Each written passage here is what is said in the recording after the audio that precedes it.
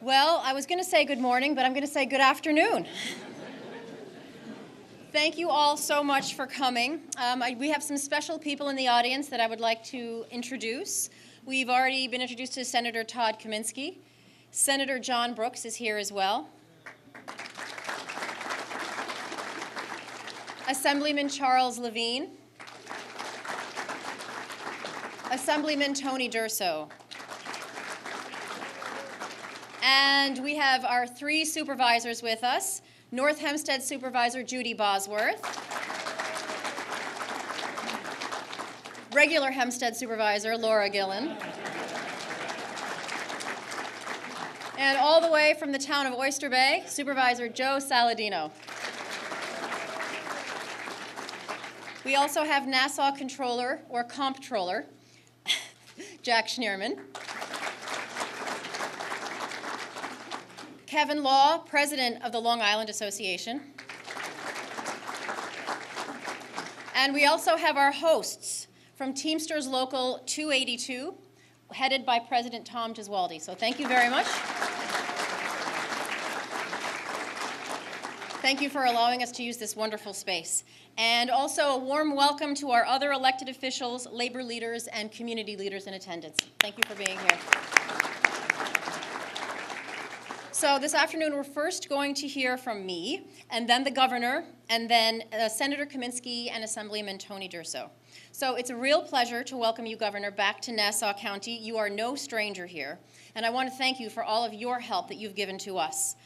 This is a governor who really invests in our economy, is currently rebuilding our infrastructure, and supports our beautiful environment. He delivers for our residents real, tangible results. Just look at the third track, coming of Belmont, and investing in our downtowns.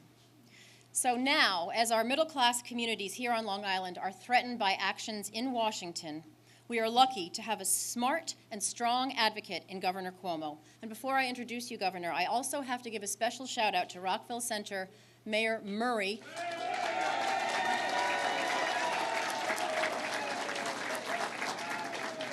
Who is rolling deep with his friends from the Sandell Senior Center. So thank you for being here. So as I was saying, we are so lucky to have a strong and smart advocate in Governor Cuomo who is thinking in creative ways how to protect our residents with what's going on in Washington. So join me in welcoming the 56th Governor of the state of New York, Governor Andrew Cuomo.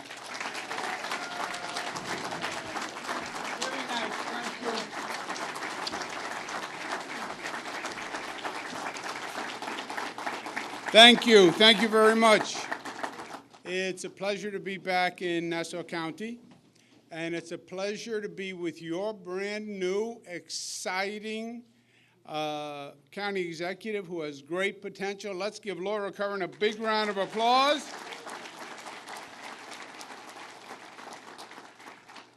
We do a lot of work with Nassau County. We have a lot of things going on, so it's a pleasure to have someone who is competent, who is a breath of fresh air, who's ambitious, and who doesn't know why we can't get things done, is just focused on getting things done. So let's give her another round of applause for Laura Curran.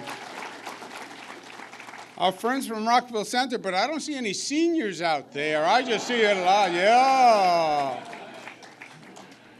Pleasure to be with you. Mayor Murray, pleasure to be with you.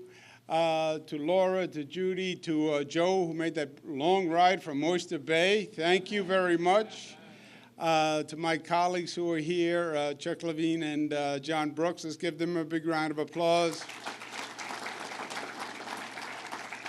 John Kamen is here from Suffolk County. Steve Ballone may get here, depending on the traffic on the Long Island Expressway. So let's give him a round of applause. And from the Assembly, Anthony Durso, who's doing a great, great job. You should be very proud of him. And we have a young star from the State Senate, Todd Kaminsky, who's really doing great work. Let's give him a round of applause. And to the Teamsters who are hosting us today, the Teamsters were one of the first unions to endorse me.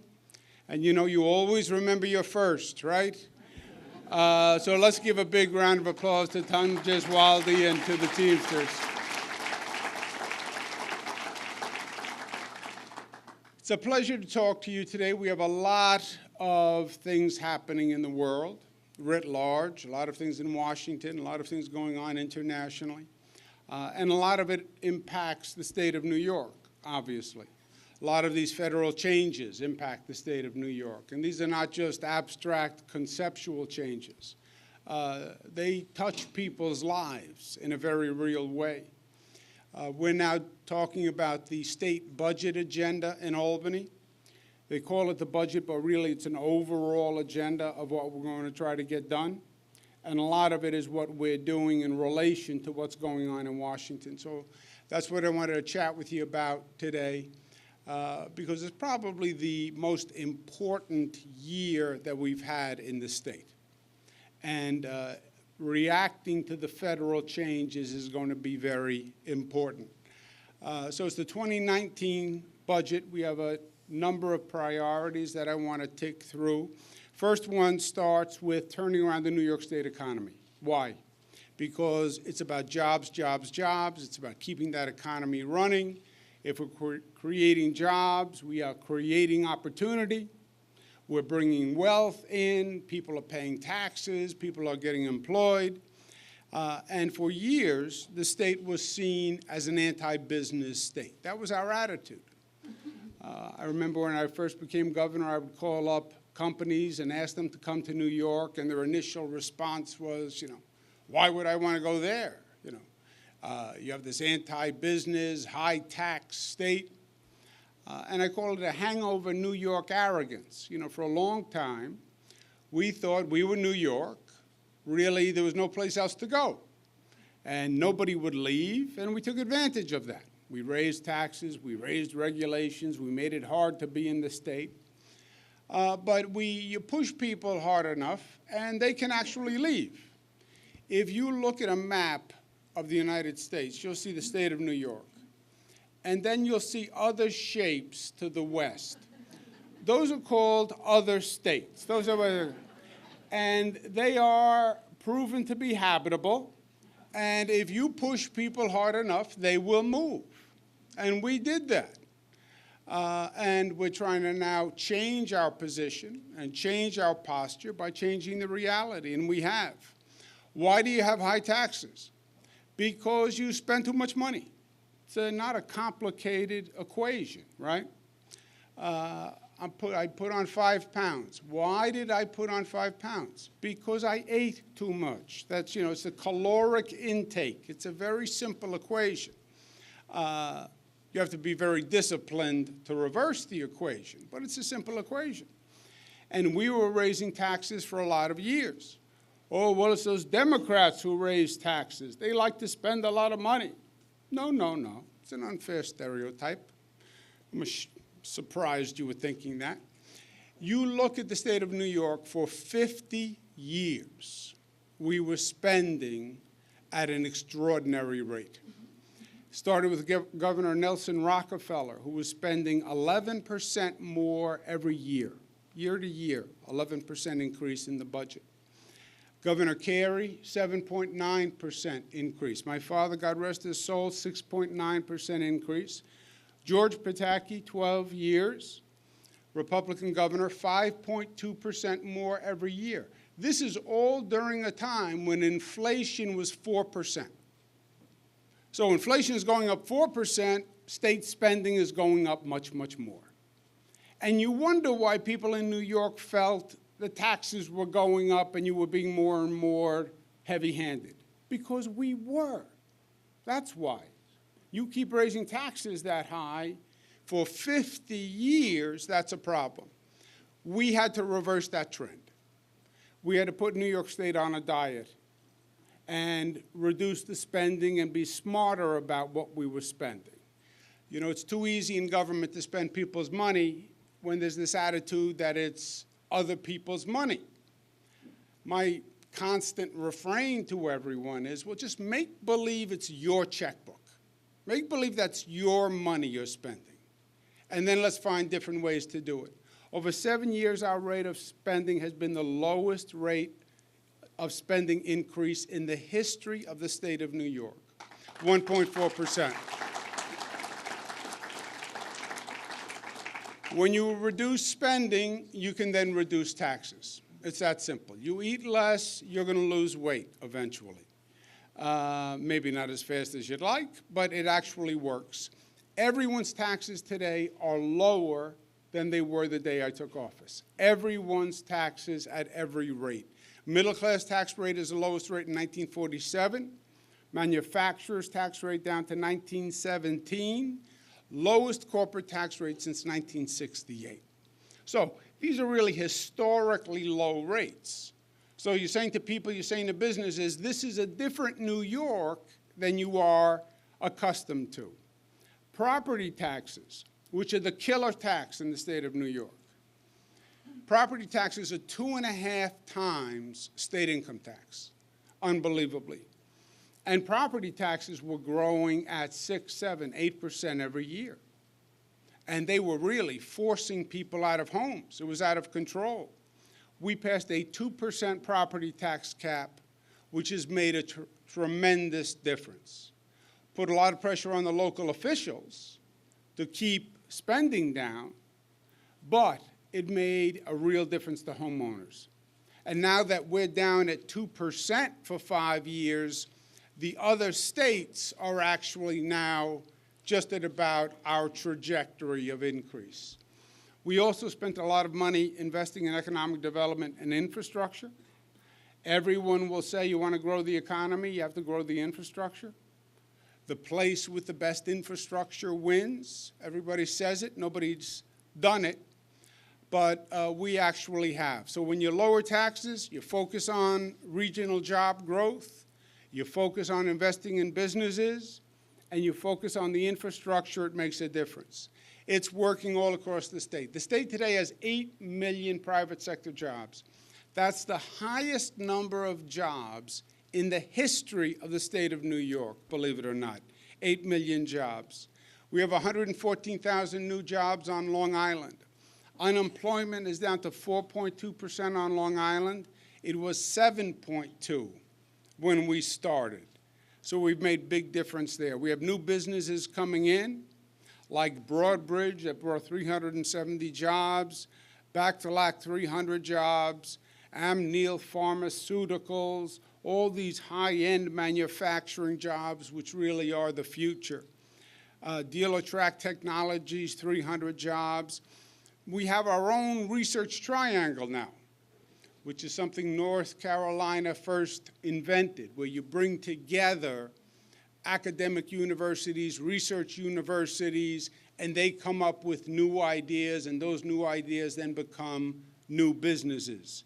And we have Stony Brook, we have Brookhaven, we have Northwell. We have some of the best laboratories, research facilities in the world on Long Island. And we're really capitalizing on them and their growth. New infrastructure projects, new LaGuardia Airport, finally.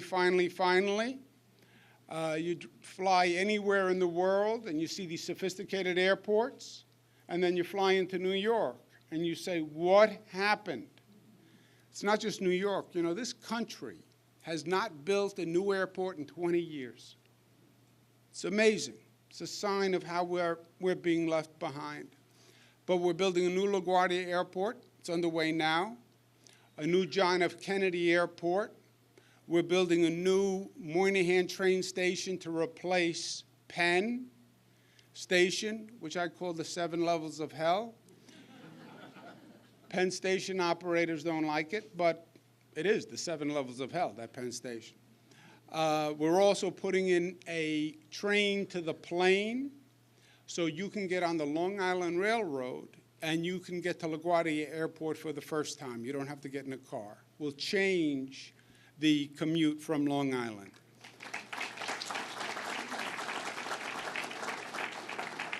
And we're doing a lot of work on Long Island. We managed what I call the super NIMBY culture of Long Island. You know, NIMBY is not in my backyard. People move in and they say, that's it, I don't want any more development, I don't want any more questions. Yeah, but it can impede growth, and it has for many, many years. We started a project that I'm very excited about. We're going to take the Long Island Railroad and finally modernize it. It hasn't been modernized in decades. The largest infrastructure program ever done on Long Island, over $6 billion. It's a total overhaul. It's 100 projects. New stations, new second track, new third track, new parking garages for the whole length of the Long Island Railroad. So it's really going to transform the Long Island Railroad. We have new welcome centers now that explain to people what we have on Long Island and all the assets and all the beauty. We've made a real investment in clean water and cleaning the bays, $2.5 billion. People come to Long Island. Part of the attraction is the water. You want to make sure it's clean, and we haven't been paying the attention that we should. We're redoing our beaches, like Jones Beach, which was a beautiful Robert Moses project at one time that we let deteriorate, and we're bringing back those state parks. We're doing new downtown revitalizations, like in Hicksville and Westbury. We're doing transit-oriented development, especially for the new millennials. You know, the young people now don't aspire to the same lifestyle that a couple of generations ago did. They're not looking to find a quarter acre and have a patio and a barbecue. They want to be in a downtown. They want to have entertainment. They want to be able to get on the train. It's a totally different mentality. And we're building for them to attract them back to Long Island.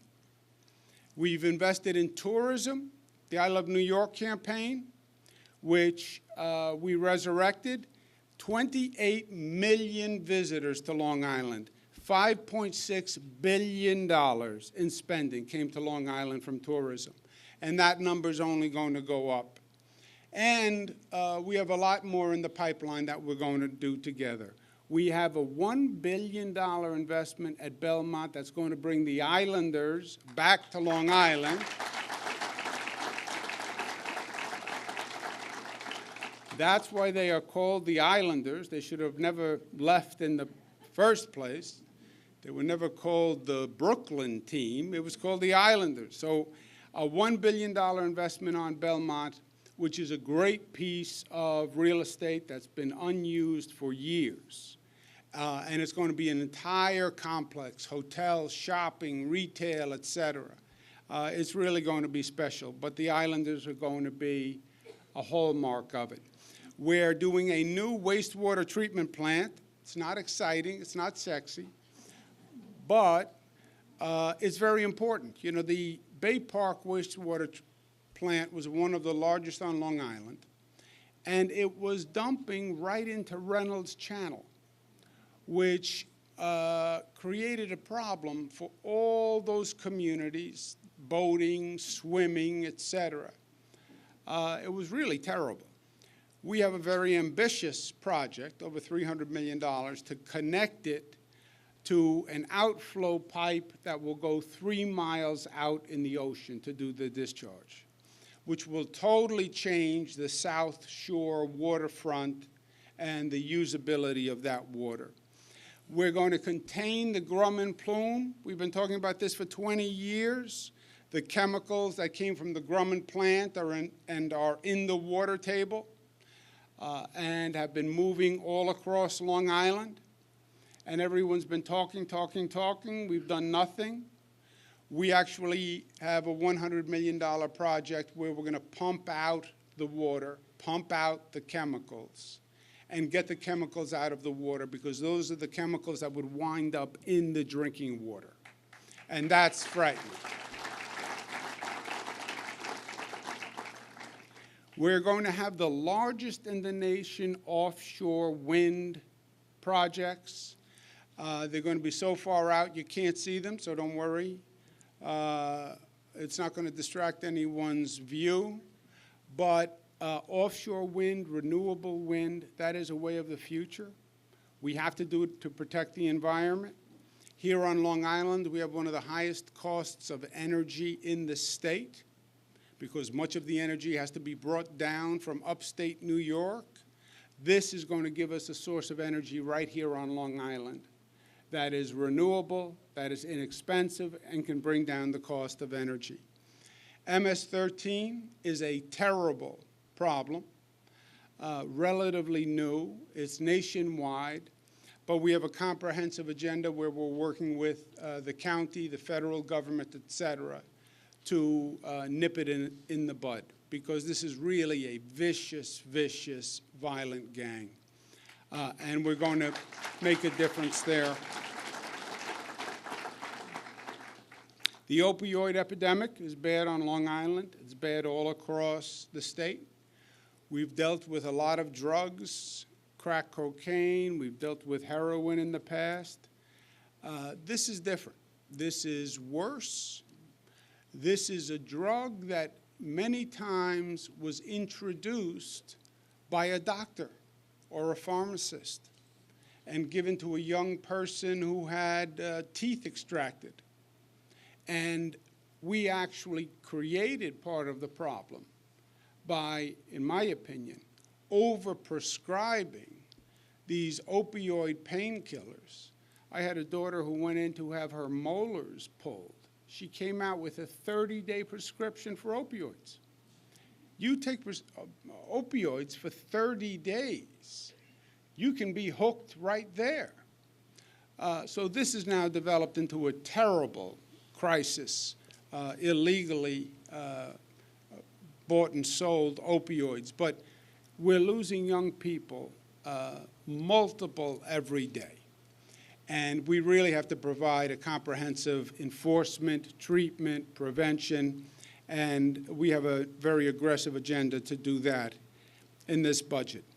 On Long Island, the big problem on Long Island is you can't get off Long Island. You have to really love Long Island because you have to stay on Long Island. The shape of the island, I call it the Coke bottle. It's a Coke bottle on the side. It's beautiful, but then to get off it, you have to go through the bottleneck. And the bottleneck is where it reaches New York City, where it reaches Queens. And that's where the traffic stops. It's always been a problem. There have been numerous discussions for years. We'll build a bridge to Westchester, a bridge to Connecticut, but nothing ever happened. We're looking at an underground tunnel that would take people off Long Island to Connecticut or to Westchester to get some of the traffic that's going north off the island faster. Otherwise, it's going to be very hard to continue to grow and especially keep people going into New York City when you have that bottleneck. In the old days when my father was governor, they were talking about building the Shoreham nuclear plant. I don't know if you guys remember that. And the question was, how would you evacuate if there was a problem with the Shoreham nuclear plant? And they came up with this big, thick document that they presented to my father. Well, you have multiple routes. You can get on the Grand Central Parkway, Northern State, Long Island Railroad, Southern State, and then they all, obviously bottleneck here. He took the report, he said, if you had to evacuate Long Island because of a nuclear explosion, you better hope you can swim to Connecticut, was his answer.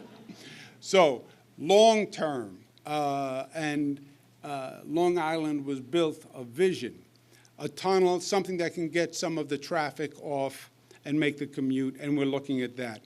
In this budget, we have another tax cut for the middle class. Why? Because the middle class are the ones who are really struggling in this economy, and people who are on fixed incomes. Washington said they were going to do a middle class tax cut. The majority of it went to the richest people in the country. We said, let's do a real middle-class tax cut, which we've done twice before. We're going to do another one and bring the rates down from those who make $40,000 to $150,000. The rate comes down to 5.5%. $150,000 to $300,000, it comes down to 6%. So a real middle-class tax cut that alleviates some of the pressure that the middle class is under. We invest in education. It's been the largest single area of investment for the state, and I'm proud of it. We talk about investing in our kids. I believe in it. 2012, we're at $19 billion. Today, we are at $26 billion in education aid. And even in these tough times, I still want to see the education budget grow, because that is about our future and that is about our children. The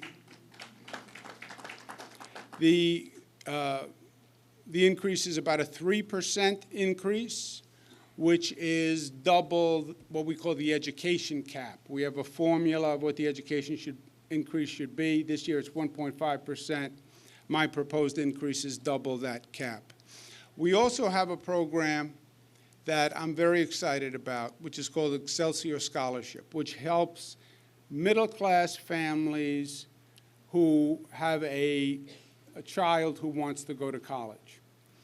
It goes up to families who make up to $110,000. Now, $110,000 sounds like a lot of money, right?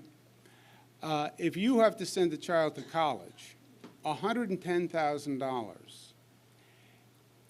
one child at a state school can be $20,000, $25,000, $30,000.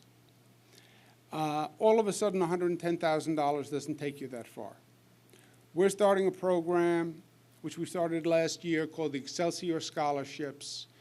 If a middle-class family, up to $110,000, the child wants to go to school, they can go to school, to a state school, a SUNY school, which are great schools, tuition-free. Because no child should be denied going because his family can't pay or her family can't pay. And no child should have to graduate with a mountain of debt that they pay for 20 years. Sexual harassment against women has been the revelation of it has been a national disaster. It is amazing how widespread it is. It's almost every industry. It's great respected personalities in news and corporate and entertainment. Every day it seems like there's another person who we find out now has been abusing women for years. It's amazing how long it has gone on. It's sad that women didn't feel empowered to come forward, and the intimidation of the power that they were under, that they just had to deal with it and keep it secret for so many years. I applaud the women who now have come forward and told their story. It's hard, but they're doing it. And sometimes it's hard to look in the mirror. As a society, it's hard to look in the mirror and admit that this is culturalized in our society, that sexual harassment is real, and it has been real for a long time, and generations of women have been abused. The flip side is it gives us a moment in time, in history, to actually do something about it. The exposure of a problem and the outrage that this has generated has really created the energy to make a difference. New York State should be the first state to step up and say, we're going to make changes, we're going to make reforms, we're going to make them now, and we're going to set the bar very high for other states to follow. We start by cleaning up our own house. If a person is found guilty of sexual harassment or signs a confidentiality agreement, if it was that individual's behavior and the state had no responsibility, then that individual should pay. It shouldn't be that the taxpayers pay the bill for a public official's indiscretion. We want to come up, that's right. We want to do away with these secret non-disclosure agreements where there's a payment and then nobody knows who committed the violation. We can do a non-disclosure agreement that respects the woman's confidentiality and privacy, but still reveals who the perpetrator was, who the wrongdoer was, and reveal that publicly. We have no right to secret that. We also want to know companies we do business with, how many sexual harassment complaints they've had, how many non-disclosure agreements they've signed, and we want to come up with one real sexual harassment policy that applies to every government in the state. Not where you have each government doing its own policy, one policy applying to every government in the state. It's before the legislature now. I'd like to give it a round of applause so our colleagues hear how important it is. We have a criminal justice reform bill. Lady Justice, the statue, wears a blindfold and holds the scale of justice. Why? Because the symbolism is justice is blind, and it's on the facts, it's on the merits, and that's the scale of justice. The way our system works now is it works on bail. Bail is often on cash bail. Judge sets bail. If you can afford to pay bail, you go home.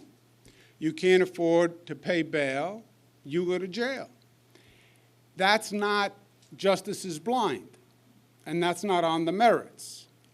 That's if you can afford bail, or if daddy's rich and will pay the bail, you get out. And if you can't pay the bail, then you go to jail. That's not justice. We should get money out of the system.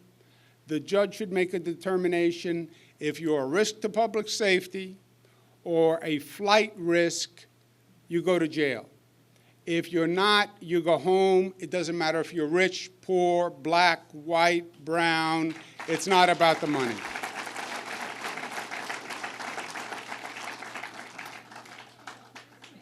What we call, thank you, you're exactly right.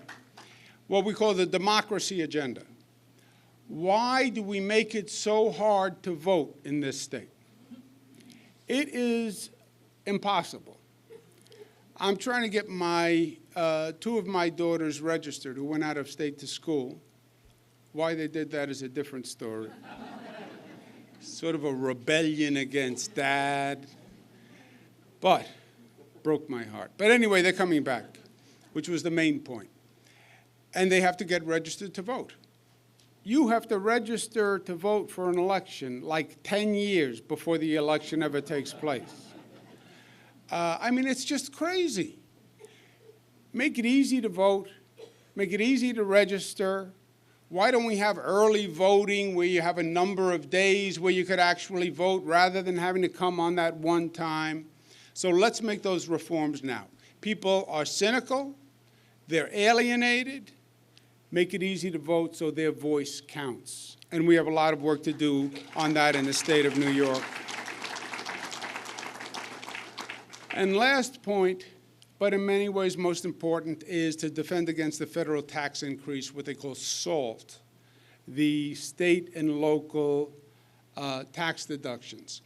Now, SALT is a major change in the federal government, where in the tax reform plan they passed and signed by the governor in December, for the first time ever, you cannot deduct your state income taxes and your property taxes. What does that mean? Normally, you would pay state income tax, pay the property tax, which is, we have some of the highest property taxes in the country. Nassau, Suffolk are always in the top band of the highest property taxes. And then you deduct that from your income, and then you pay federal income tax. That's the way it has always been. This federal government says we are going to tax the taxes you pay to the state and in property taxes.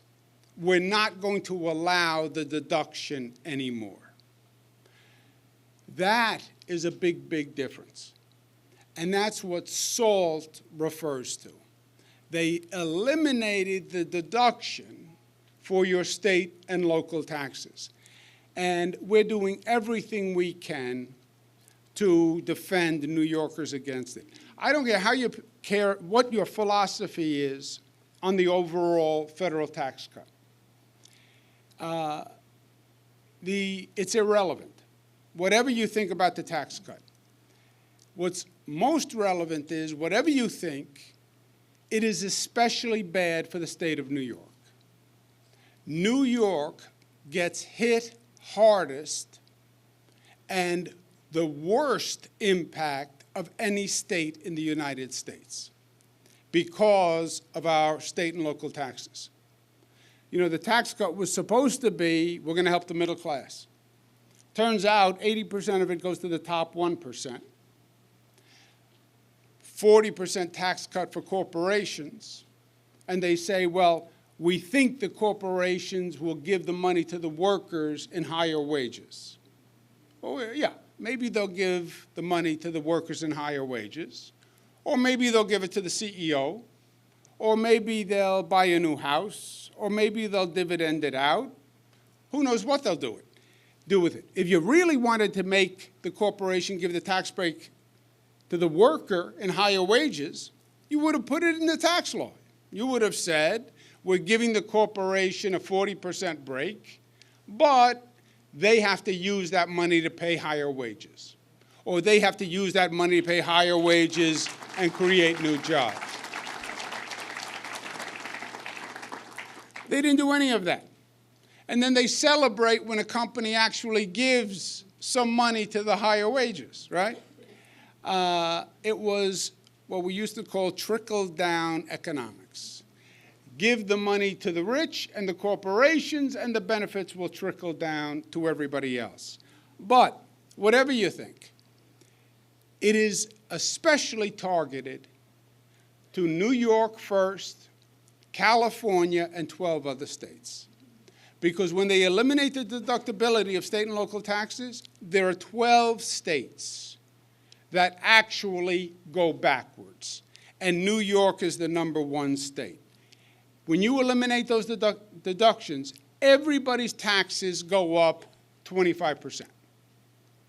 Now, first thing we're trying to do is make changes to our state tax code, because it's targeted right at our state income tax and our property tax. So we are posing to the legislature some very creative solutions to get around that. And what I'm saying to the legislature is, the old adage is, he who does nothing wrong, especially for legislators. He who does nothing wrong. It's normally safe to do nothing. Here, we're standing on a train track, and a train is coming right for us. The safe thing is not to stay on the track. If we don't change the tax code, everybody's taxes go up 25%. So we have to act. And we're making 2 proposals to the legislature. Number 1, we shift from an income tax system to a payroll tax system. What does that mean? The way our system now works is you hand the employee a check that's income to the employee, and we tax the income to the employee. That's income tax. Under the new federal rules, the employee can't deduct his income tax. We want to switch to a payroll tax.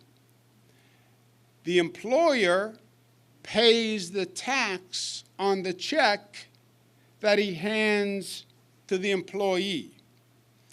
The employer pays the payroll tax, but the employer can deduct the payroll tax. So it's revenue neutral, doesn't cost the employer anything, but it saves the employee the tax. That would make a major dent on the income tax ramification. The second is to address property taxes. Right now, you pay property taxes to the town, property taxes to the school district.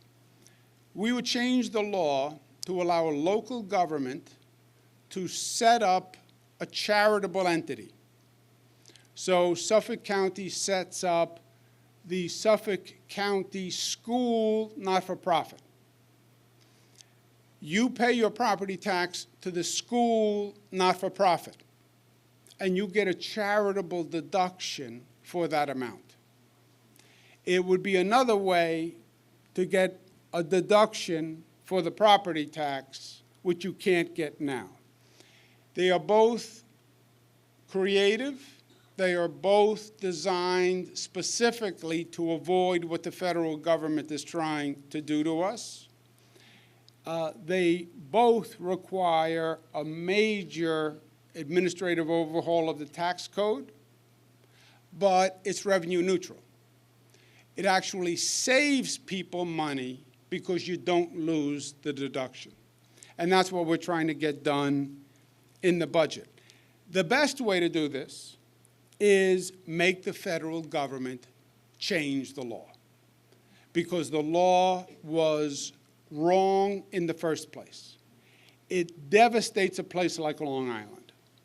It caps the deduction for income and property taxes at $10,000.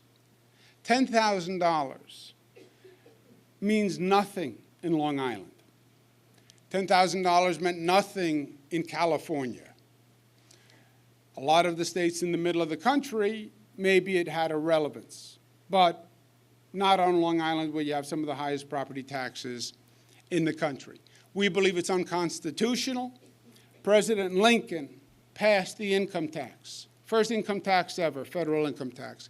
President Lincoln says the federal income tax should be paid after all state and local taxes are deducted. That was the first one. It's double taxation because it's literally placing a tax on taxes for the first time ever. It increases the burden on New York, $14 billion more we have to pay to the federal government. To make it even worse, we already send more to the federal government than we get back than any state in the United States of America. We already send $48 billion more than we get back. This is going to be $14 billion more on top of that. The 12 states that get penalized by this law, all Democratic states, all states that Trump lost. Maybe that's a great coincidence, but I don't believe it was that great a coincidence. It gives all 38 states an economic advantage over us because they don't have this issue. And I'm afraid you'll start to see people leave New York to go to these 38 other states.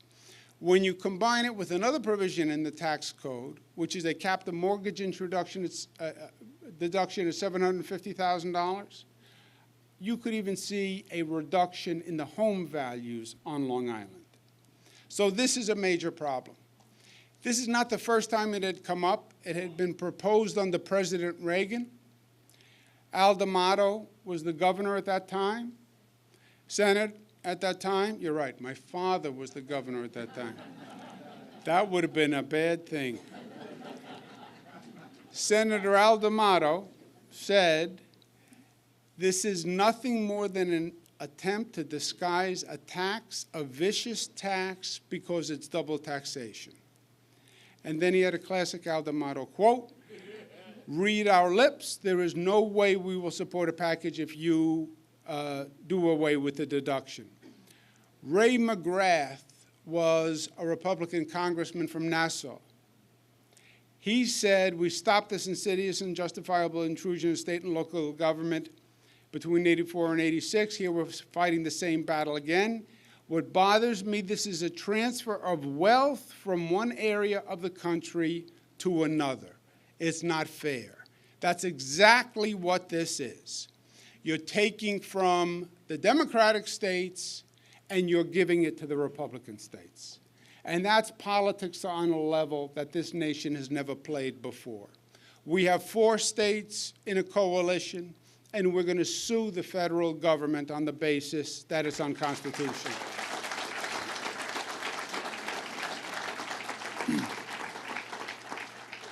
We're launching a tax fairness campaign. We want to get New Yorkers involved. We're going to be working with the 12 other states. We have a website. We want people to sign off because we want our federal officials to know they have to get this law repealed, and they have to do it now.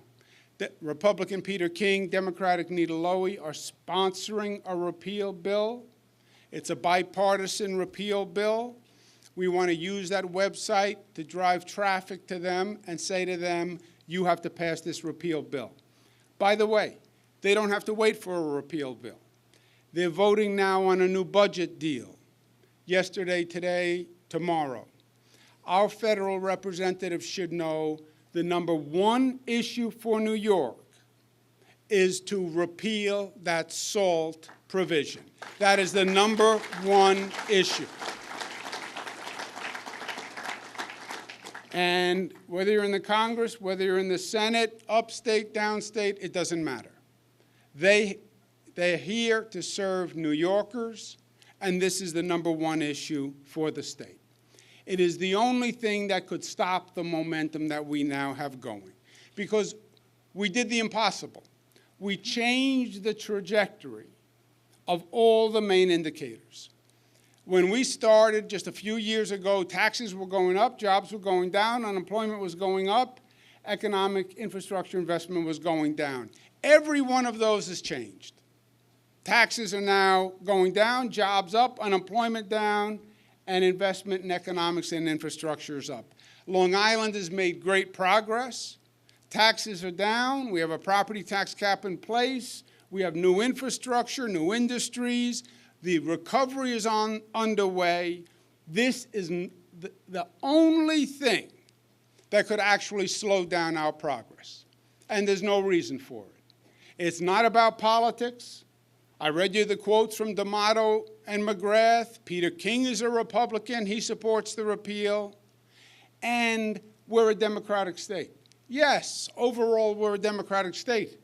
But we have a lot of Republicans who live in our Democratic state. And this is going to hurt everyone. Democrat, Republican, short, tall, handsome, not so handsome, it doesn't matter. Everyone's taxes go up. So what we have to do, what we do better than anyone else. When we have a problem, whether it's Hurricane Sandy or a storm, whatever it is, we come together as one. We come together as one. And that's what we have to do on this federal SALT issue. Sign up, join the campaign, and let our officials know, don't play politics. We're Democrats, we're Republicans, we're New Yorkers first. And that's the way we have to act. And we'll keep this momentum going. And together, there is nothing that we cannot do as New Yorkers. We'll get this done, and the best is yet to be. Thank you very much, and God bless you.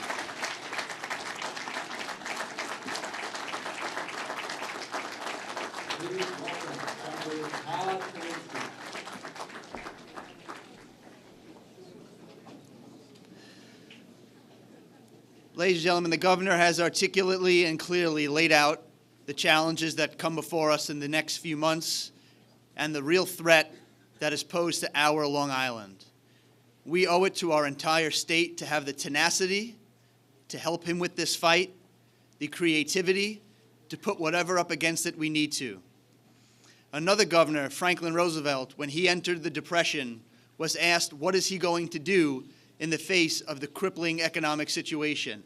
And his answer was, we must do something. If something works, we will try more of it. If it doesn't, we'll do something else. But we must do something. And that spirit is something that was embodied in the presentation we just heard, and that we need to tell every elected official across the land, because our Long Island is too important for anything else, and the progress that we've made is too important to reverse. Now, I know one thing. When you're in for a fight, especially a fight for the right thing, there's no one you want on your side and fighting on your behalf more than our Governor, Andrew Cuomo.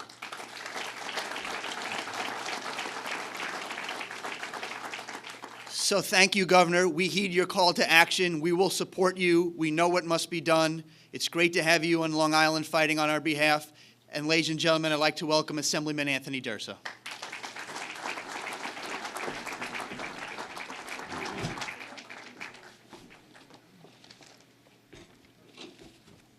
Thank you, Todd.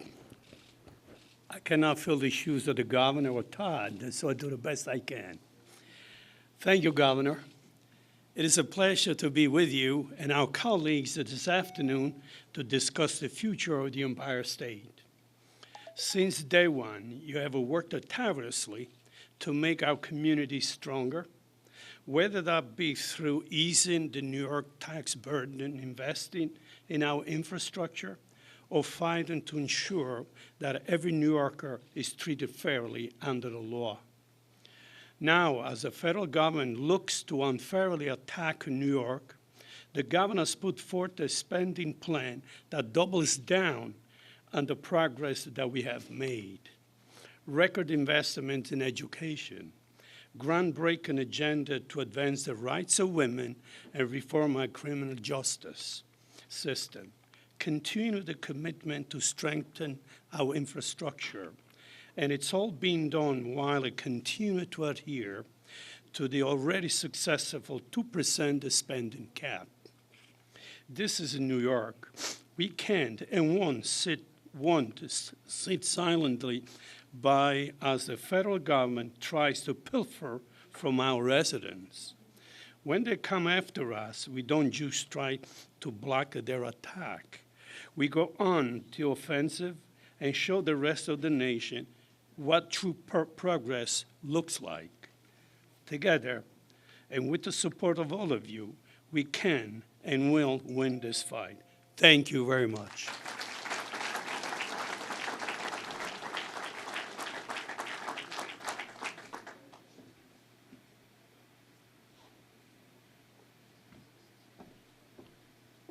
Well, I just want to thank everyone for coming, especially our hosts, Teamsters Local 282, and thanks all of you for spending your afternoon and hearing about this great agenda. Thank you.